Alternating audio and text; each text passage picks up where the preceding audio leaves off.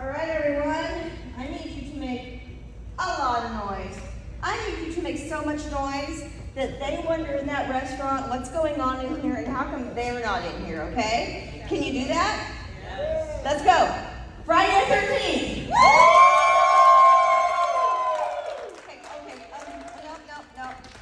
You can do a little better than that. Ready? Friday the 13th, 2009.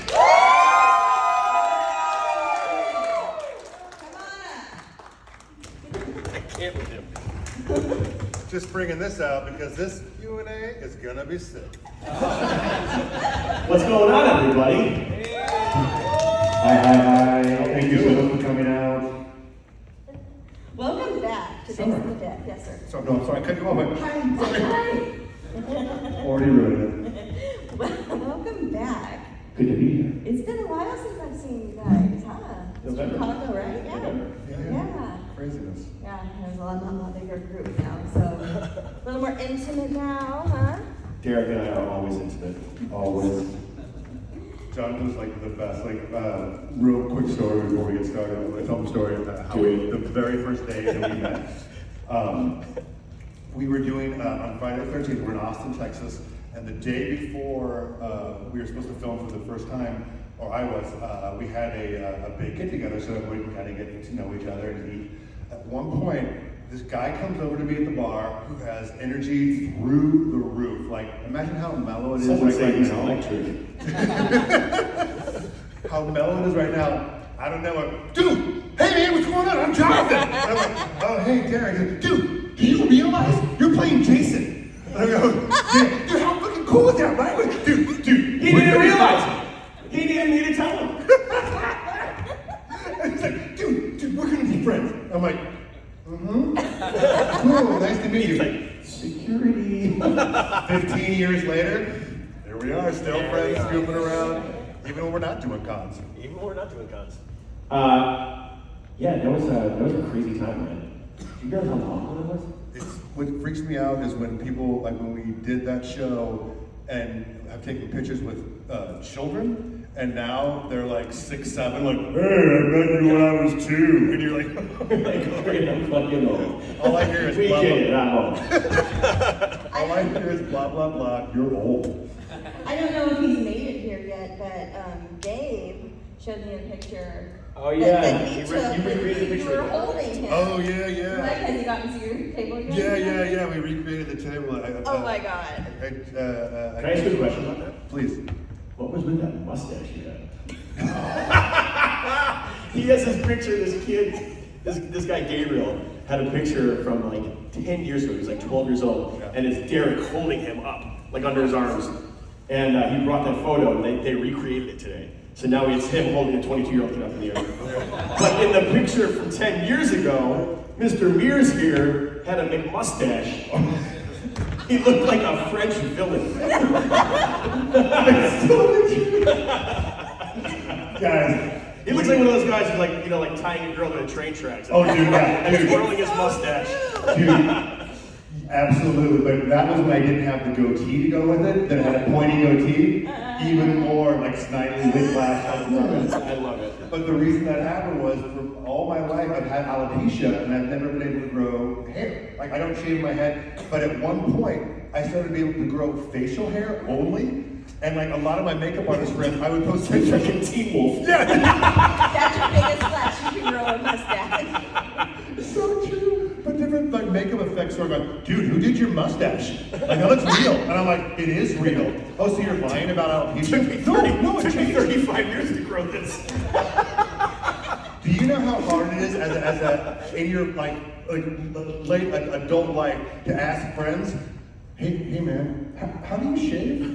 Like, I never learned to shave. I never like, is there a technique? And I feel like we're running away with this interview from you. But I'm sorry. How old were you when you had alopecia your whole life? Yeah. Well, not my whole life. It started to fall out when I was like 12 years old. And it was alopecia areata. So like little patches of hair would fall out. And that's one of the... Sounds like medulla oblongata. Alopecia areata.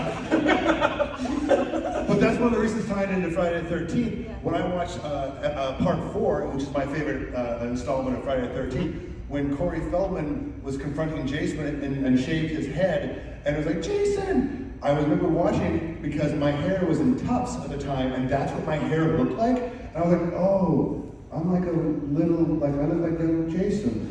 Oh, I'm like a different version of Jason. And then as an adult to be able to play Jason, He manifested it.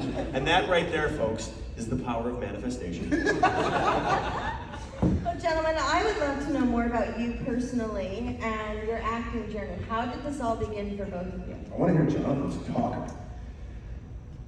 It was the day after Thanksgiving, 1979. My mom was a little Italian lady from the south side of Chicago. So I studied theater in college. I went to the University of Illinois. I got my BFA in theater. Go Illini. I was originally a finance major and then wound up absolutely hating it.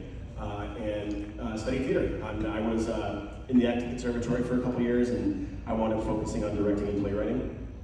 And after I graduated, I moved to LA. I had done an internship at Paramount when I was still in college. And then after I graduated, I literally worked construction for a month in the winter in Chicago. I saved enough money to buy a one-way plane ticket. I flew to LA with a duffel bag and $300. And and I started, I was doing the whole bartending thing and waiting tables, and I remember there was one week I put the lead of a Fox pilot. I put the lead of a movie, She's the Man, which was my first movie. And I sold my first screenplay all in the same week, and I was like, afraid to walk outside. I was like, I'm gonna get by a fucking bus or something. I was like, this is too good to be true. And not long after that, that was like 2000. I moved to LA in 2002, and not long after that, we worked together. I started booking stuff around 2004, 2005. And then, No kidding. Yeah, like 2008 is when we shot No Wait. Yeah. No, wait, when we shot, yeah. Dude, that's phenomenal. Dude, I was wondering, I'm gonna go sit with you guys. Keep going. I want to know more. I'm gonna give you fine folks some free advice. This is Jonathan Sadowski's life lesson number one. Oh boy. Dive in. Let me get my- Dive in. my- Whatever you okay. do, dive in. All right, That's it. dive in. Got it. Yeah. Go all in. Balls to the wall. It's true. Yeah, it's crazy. I respect anybody. I love hearing stories because a lot of the artists, are from their respective towns have moved to Hollywood or to New York to follow their dreams, and a lot of times it's a similar story where it's a leap of faith going, I don't have a lot of money, I don't have any connections, I have to do this. I have to. And anybody that takes that it's so terrifying. Even if people succeed or don't, nothing but respect for people who take that risk.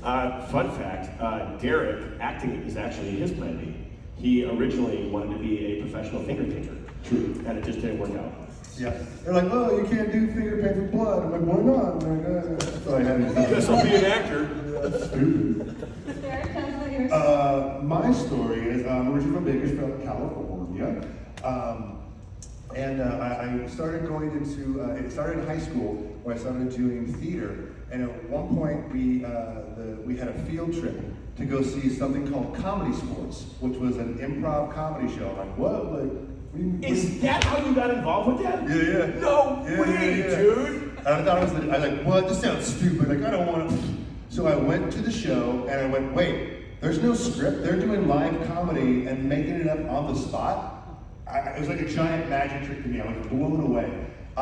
And so at the time, they had a class where they would teach you just to play theater games. That's all that it was. It wasn't like a tier system in like LA or New York, some of the shows where you keep going and then you could be on a team. But I took the classes just to learn the games. I had so much fun. And the owner was like, hey, we want to offer you a spot as a full-time company member. I go, I'm only 17. Everybody else is like in their third. Like, what's going on?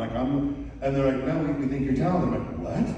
And I will vouch, in Los Angeles, I came to see a couple of your improv shows. He's one of the funniest people on the planet. Oh, you're like, I'm not kidding. It's like, you see him playing, like all these creature feat like roles and stunts and stuff like that. He's one of the funniest people on earth, like literally. It's not true, but thank you very much. You gotta give the fifth line. Of course I'm lying here. But I remember I worked in a pizza parlor for 6 years, and I was like mopping floors and looking at TV going, someday. Someday, Papa. So I I'm went gonna to be on that screen. went to college for acting, I did all kinds of theater, and I was that kid who was like, do I do my English term paper or do I memorize my lines for Hamlet? Well, no one's gonna know if I don't do my actual paper, but everyone's gonna know if I'm not memorized. So I took the big leap and moved to Los Angeles, and my first big Hollywood audition was for the Universal Studios Wild Wild Wild West Stunt Show. And they took actors and cross-trained them to do stunts. They took stunt people and cross-trained them to act. And I was an actor, first and foremost, and I also kind of had I call it the deliverance body, where they're like, oh, you've always been muscular, and I go, no, it's kind of that deliverance, I could do not even a pull-up, and I'm like, I had man movies, and I'm like, wait a second, if I worked out, I could be a big bad guy on TV and film. And my background was martial arts, so I started taking every martial art class that I could, and I started making a name doing acting and stunts. But it got to the point where Hollywood doesn't think you can do two different skill sets. And so a lot of times, oh, you're a stuntman turned actor, or oh, you're a stuntman trying to act. Why are we paying you this when we can pay? So I've had to kind of stop doing the stunts, but I still do. I'm sorry. And it's just been every day just thankful, man. And then the overall lesson for me was, I grew up thinking I was a different kid, with my hair coming out, I'm like, oh, everyone stares at me, I'm like, okay. But what I didn't realize, once I moved to LA, what I thought was my biggest weakness turned out to be my biggest strength. Once I sat in, like, dude, this is how I am. I can't control it. And we're all insecure about, we think we're too tall or too short or too wide or some other aesthetically that we're not happy. We're all insecure like that. But once you own that and step on that gas pedal, it all works out how it's supposed to. And I'm very thankful to this day. And Summer and I actually originally met because she was, she's from Bakersfield as well, and she was like— They used to cook meth together. You know what? If you know anything about Bakersfield, that could be fact. That could be a fact. But yeah. It's a very big meth town. Yeah. I'm not even kidding. But Summer would come, she reminded me, she goes, when I was a kid, I would come and watch you perform comedy sports.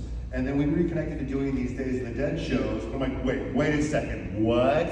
And I talked about the show, going, I was a child and so were you, and we met, wow! Yeah. Weird full circle. And yeah, it was like he was my hometown hero growing up. You and the ballerina, because I'm a ballerina, Tyler Peck.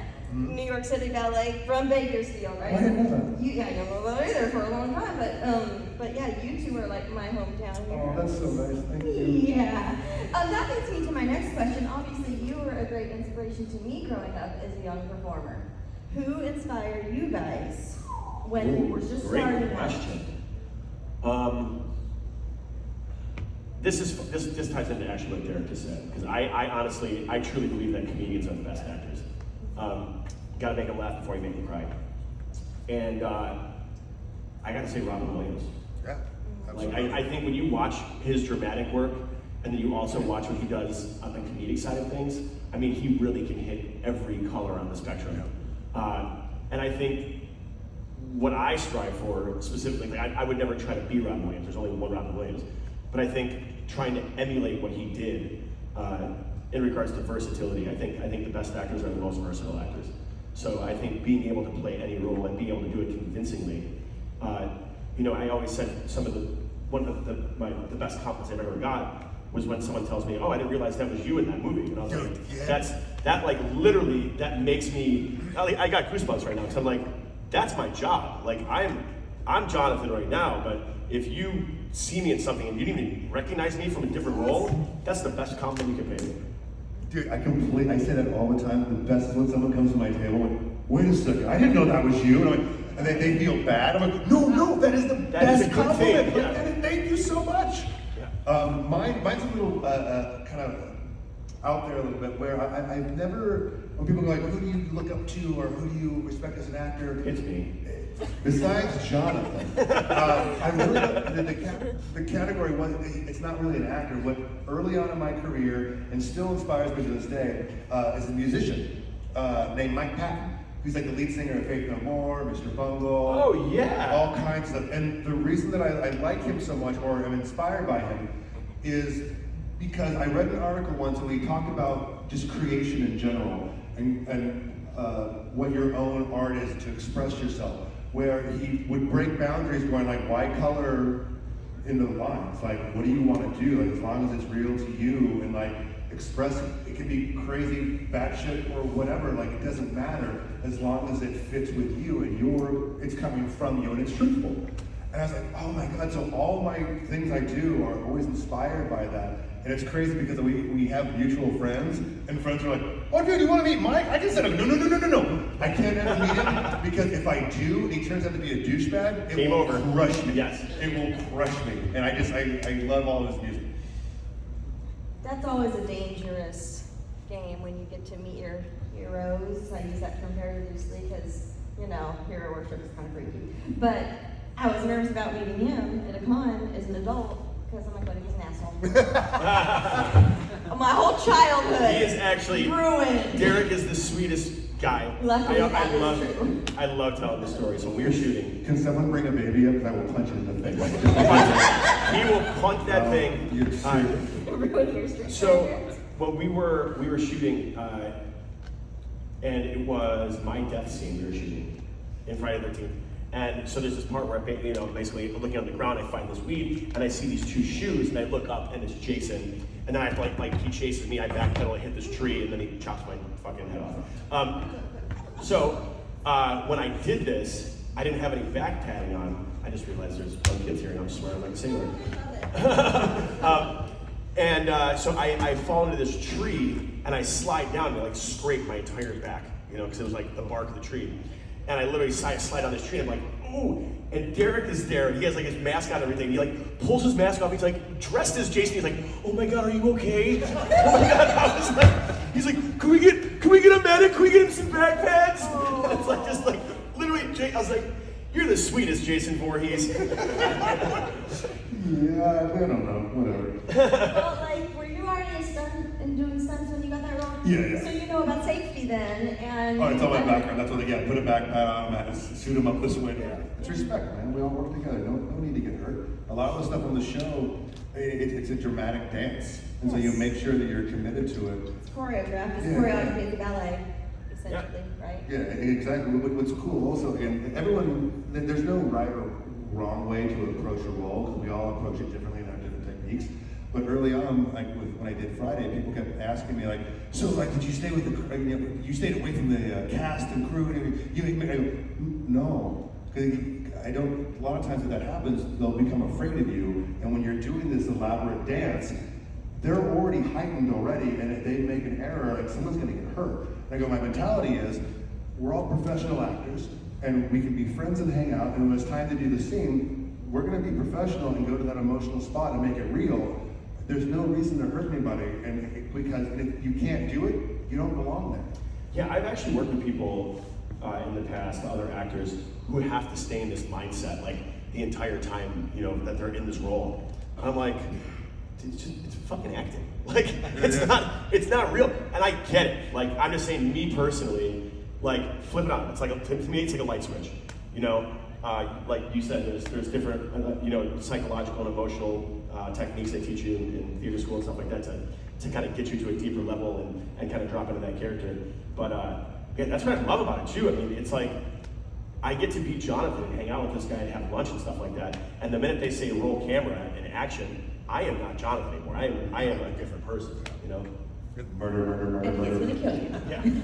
I've never told the story. It's not a negative story, but it's about the very first time I got my SAG card in the very first movie I did.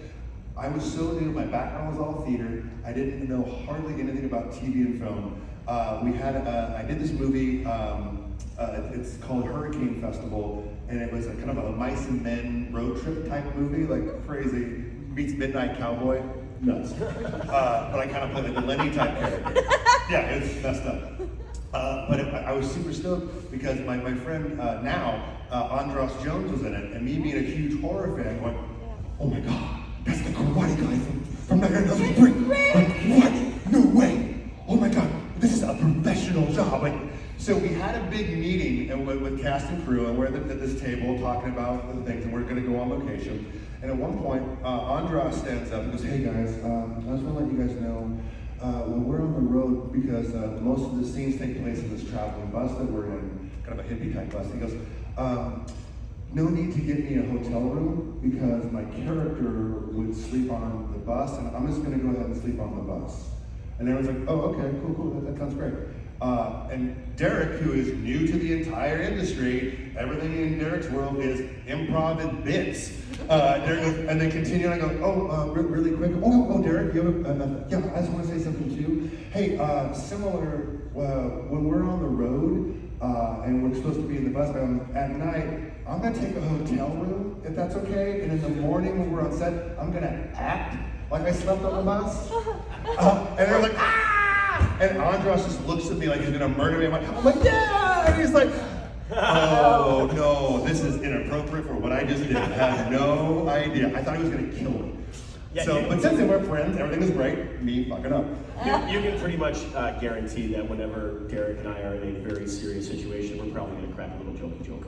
Yeah. Just in our personalities. True. This is our relationship, by the way, with Jonathan and I. With him early on going, we're gonna be friends. Randomly from time, I get calls like this. Sadowski, all right, look. Hey man, what's going on? I'm in Vegas. We're playing. This is a true story. Guess what number I just put money on? 13. I can't get mine. Okay, first off, I had been drinking. And it literally didn't, was it, like afterwards you're like, who is that? And you're like, it's Sadowski, he's having a lot of fun in Vegas. So fun. I love it. Just like side note on your Andra story. Yeah. You were a guest on his podcast. Yes. Radio 8 Ball years ago. Years ago, yeah. Fun episode. Check it out. The back episodes I think are still on Apple and Spotify. Could be wrong. It was a while ago. Yeah. But that was a fun episode. Yeah, he's so nice, man. Like, again, I apologize, man. I'm so sorry. I was so new. And people come over like, oh, I'm so-and-so. I'm your DP. And I'm like, don't know what that means. Like, AD? What's an AD? Yeah. Assistant director? Oh, cool. You learn all this stuff out, you know? Yeah, ridiculous. Do we have any audience questions? Come on, don't be shy. I know you got them. I could go all night. My question is for the panel. Why are you guys having more fun than all of us? Me and Derek actually were going to come in here, we were like discussing this at our tables, and we are going to come in like this and talk to you guys like this and make it seem like, this. Every time we are on set, it's always act. Hey, Bakersfield. Well, I don't know. I just want to have a good time, just trying to make a dollar. That's accurate. There is a southern, and not dissing Bakersfield, it's just a fact, like not being mean, like it's my hometown, I wouldn't change it. But it's weird because in Southern California, in this town, there is a southern accent. Yeah. And that's why when I went and started traveling the world, when I would go to the actual South, I'm like, why do you guys sound like you're from Bakersfield? And I was like, oh, but I found out it's because of the Dust Bowl, when all the migration happened, like the Grapes of Wrath and whatnot. When they stayed there, that accent stayed there. My grandparents migrated from Oklahoma. And Yeah. my dad didn't have the accent, but my grandma did. And every time I came home, I was talking like this. and I still do. When I get really tired, it comes out and it freaks people out. They're like, what? So we'll close with this one last story, which I always tell people. Oh, we got time. Lots of time. Oh, we do? So Yeah. I always tell this story, and this will give you another example of what my relationship with Derek is like. So we're in Austin, Texas, at a little town called Bastrop, which is like 45 minutes an hour outside of Austin, and we are in the boondocks. Like it's now Bastrop's like kind of really up, but back then it was nothing. Yeah. So we get driven from our hotel to this, like the woods, like the forest, like a little base camp. And then we get in these minivans and they drive us deep into the woods, into like the clearing that we actually shot, where we shot. And so then they drop you off, and it's this long road, probably 50 yards, 60 yards, 70 yards. It's long. And it's pitch black, and then we get to the opening where the cameras and everything work. Well, Jonathan had to use the bathroom. And the only way to go to the bathroom is you have to walk all the way back down this road to where the porta potties are. And it's like 3 a.m, pitch black, in the middle of the woods.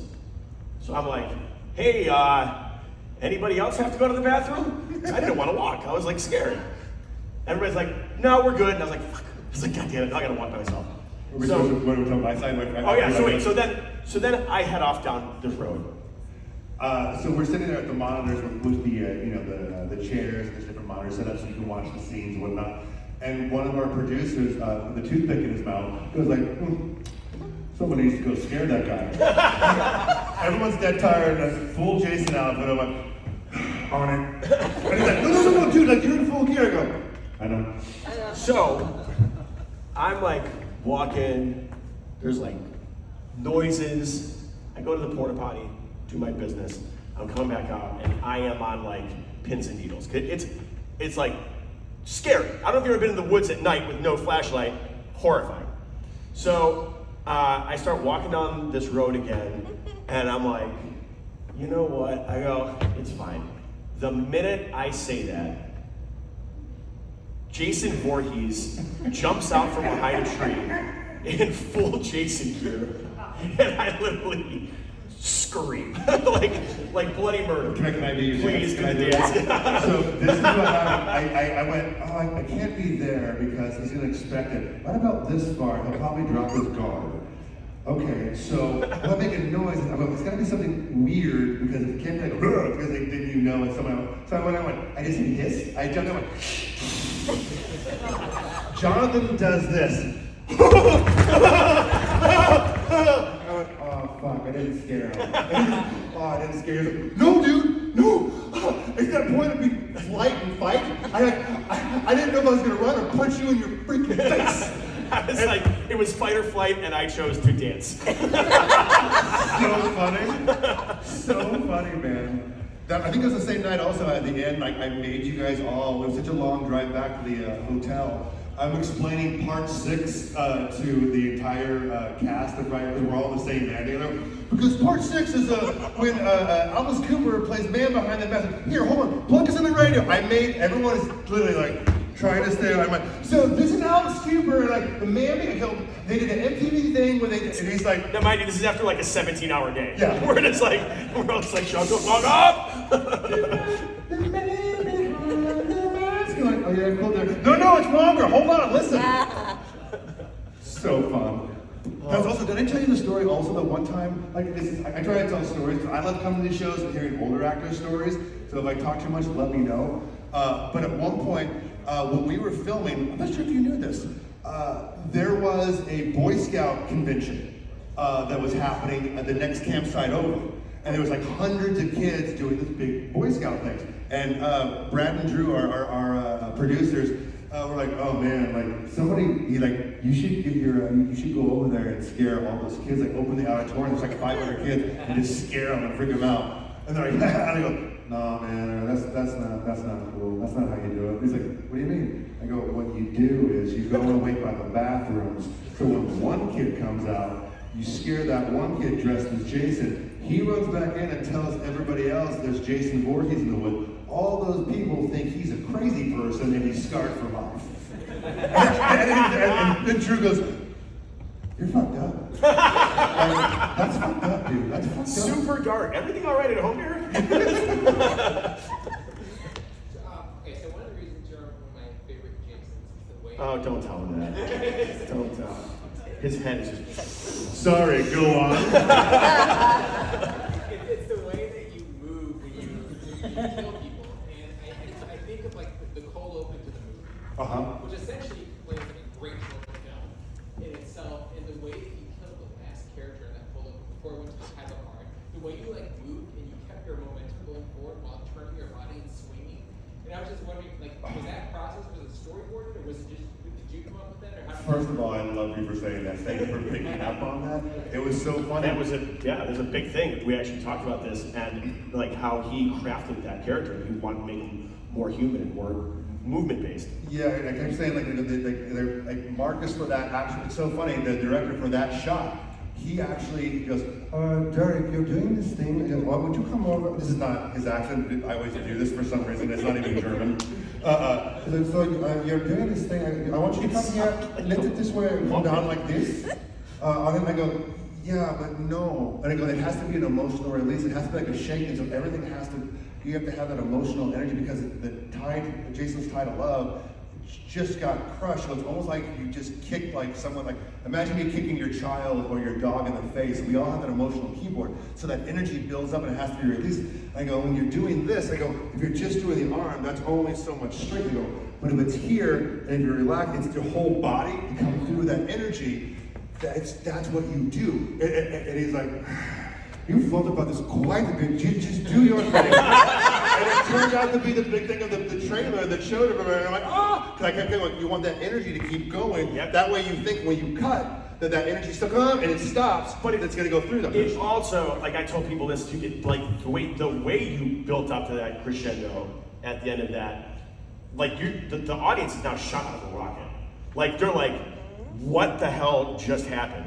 And it's so good. We talked about, when we talk about acting and stuff like that, it's like the little choices you make, and just his kinesiology and the kinetic energy he brought to the character had never been done before. I mean, personally, I hated it, but Thank you, my friend. Thank you so much. Is there any more? Please, fire away. Thank you for coming out and meeting with the fans here at these conventions. I wonder if you had a story about meeting a particular fan that was memorable to your Can I? Yes, 100. Can I tell you a really, really cool? Yeah. Everybody here that just happened at the con I was at before this. Phenomenal story. Also, thank you, but also thank you guys for coming out, because Jonathan and I, we all have skills in different areas. We just tell stories, and so we get fueled by you and going, there's no hierarchy. We just want to make people happy. So thank you for coming out and the kind words. But I was at this last con in Carolina, and I'm getting emotional. This guy standing there in line, so a line of people, and he's not pandering at all, but we're getting to know each other, and he's like, yeah, he goes, I really enjoy what you do, I really respect it, I always wanted to be an actor, but my time for it's passed. He goes, my background, he goes, I was a Marine for 8 years, and that was my life.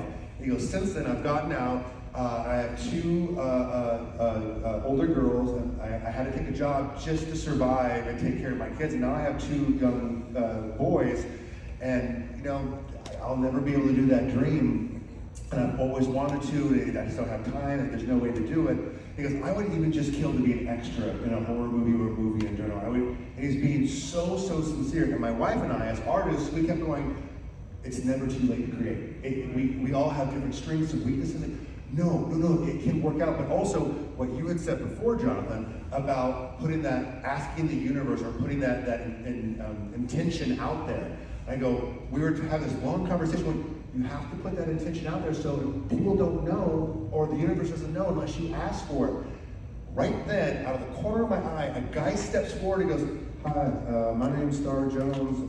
He goes, I'm a makeup artist, and I also am a producer here in Carolina, and I make horror movies and whatnot. He goes, when you're done here, come talk to me at my table.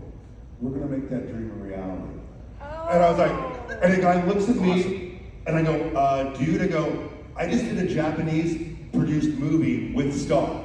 And I'm like, he's legit. And he's like, he looks at my wife, and he's like, what? And this Marine starts to tear up. Like, he's like, what? He goes, are you? And I go, it's legit, dude. And I go, you just saw instant gratification. You ask the universe right now, or whatever you believe, doesn't matter, and it answers you, it's gonna happen. And so, what tore me up was... That guy is Brad Pitt. He came back the next day and had a long, he goes, I've never been so inspired before. The only other time I had been inspired in my life, he goes, when I was going to Marines, he goes, to be a Marine, you're not officially a Marine until you get a black, a black pin that is the Marine symbol. He goes, that's when you make it through camp, whatever. This is when you're an official Marine. It's the most, he goes, I want you to know the weight of what this means to me. And he goes, he pulls out the pen, and he goes, I have a new focus in life. And he goes, I want you to have this. And I go, sir, oh, please. I go, and he goes, please. And there was such I'm tearing up. It was so sincere. I'm like, I will never forget this, sir. And he gave it to me. And I go, sir, this is the reason I come out to these shows. Like, we're all horror fans. We're here to love horror. But this moment for what you just did, and everyone, all the other horror fans in line, no one was complaining. Everyone was just watching this whole thing go down, and we're all like, what the hell? She's So beautiful. to piggyback on his sentiment, Please. you guys are the best, and I love this. Like literally, to be able to be a part of one of the largest movie franchises in history, and see the vastness and the reach and people from all walks of life, how they all kind of celebrate not only the character but the franchise. So thank you guys for that. And you never know when we do this who you're gonna meet that's gonna change your life as well, like a fan or whatever. And there was one time I was doing my show Young and Hungry, and I got a DM from this. I read every message I get on Instagram. I got a DM from this young girl, and she said, Jonathan, my name's Megan Bug. I'm 14 years old. I live in the outskirts of Chicago. I'm battling stage 4 cancer, and I just want to let you know that what your show means to me and how it makes me forget about my problems for a little bit. And I was like, whoa. So I replied back to her and I said, Megan, I go, I want to let you know that you just inspired me. Keep fighting the good fight, whatever. So a couple months later, she hits me up and she said, so I want to use my Make-A-Wish to come see one of your tapings for Young and Hungry. And she goes, here are my dates. And I looked at the calendar and we weren't going to be shooting when she wanted to come out. So I go, all right, how do I make this right? And I go, I got it. So I sent her a video and I said, Megan, just so you know, I thank you so much for wanting to use your wish to come and see the show we're shooting. Unfortunately, it's not going to work. Our production's going to be wrapped by the time you want to do it. I'm sorry. And then I sent her another video and I said, so I'm going to fly you and your family out to LA next week. I'm getting really choked up later. I said, I'm going to fly you and your family out to LA next week. So I flew them out. I gave them like makeovers in the hair and makeup trailer. Oh, wow. I gave her like clothes for the show. She proceeds to be like my little sister. Changed my life. She passed away a year ago. And, but it's just like, you know, what he says, it's not, a lot of times, you know, there's this misconception that you're coming here to meet us. And that's not the way art works. It's a transaction. It's a two-way street. So as much as you're coming here to meet us, we're coming here to meet you guys as well. So thank you for that. Guys, give it up. Thank you guys so much. Thank you for coming out. We're all Florida fans, and it's